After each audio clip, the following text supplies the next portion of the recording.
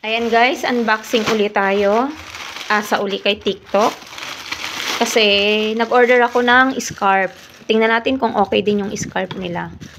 Kasi guys, yung scarf namin, parang ano lang hinihigop lang ng hangin. Ewan ko kung anong ginagawa ni Kathleen sa scarf eh. Winawala. Isang dosena yung nilabas ko. Kahit isa guys, wala na. So, ito. Umorder naman uli ako. So, okay naman si TikTok guys. Ayan. Ano lang nito, baka isang buwan lang to, wala na naman to. Natin yung ano niya. Isang ganito yung nilabas ko guys eh, pero kahit isa wala na akong nakita. Ayan o. Okay naman kay TikTok. Umasa ako kay TikTok ngayon kasi umuulan.